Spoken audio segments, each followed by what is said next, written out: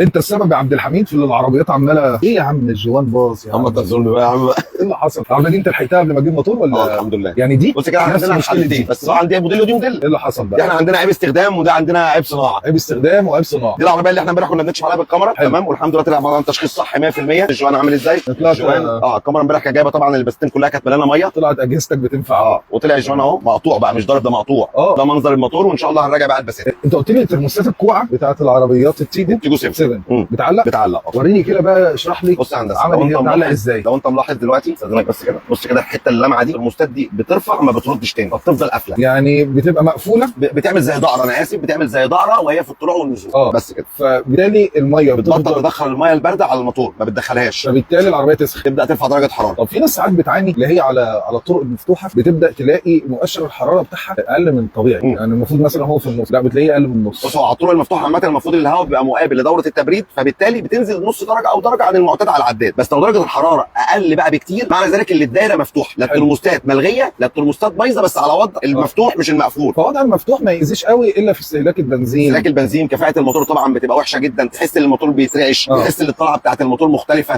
طبعا استهلاك بنزين عالي جدا زي ما انت وضحت. تمام، لكن الخوف كله اما الترموستات دي تعلق وهي مقفوله. دي بقى المشكله، دي اللي كانت في العربيه دي. العربيه دي جايه بتشتكي من ارتفاع درجه الحراره. العربيه ديت هي ديت اللي انت قلت تكشف على كل الترموستات بالظبط كده، ونراجعها الحمد لله فري يعني. تمام. المهم جينا كشفنا عليها بجهاز كشف الاعطال وشفنا درجه الحراره، درجه دلوقتي 93. تمام. ممكن نبص هنا على درجه الحراره 93 دي كده بعد ما غيرنا الترموستات دلوقتي، وبدا الموتور يعمل بكفاءه عاديه. الاول كانت بتوصل ل 99 و100 والموتور المروحه ما بتشتغلش، فالعربيه ما بتبردش. تمام. فممكن مع مشوار طويل او شويه زحام وزنقه العربيه تجيب جوه نص سلندر. لا حول الله. ربنا كرمنا الحمد لله دي ولحقناها وغيرنا الترموستات اللي في ايدك دي. وحرام اللي بيحصل فيها العربيه دي. ما هو بقى بص كده المروحه شغاله على درجه حراره 93، المروحه شغاله 91 وهتبدا تنزل تاني 90 وهتبدا تنزل تاني، وبعد كده تبدا توصل ل 96. الترموستات تبدا تشتغل طبيعي، فالمروحه تبدا تشتغل تاني طبيعي، فبرد العربيه تاني. الله ينور حبيبي، العلم بينفع والكاميرات بتنفع. شكرا يا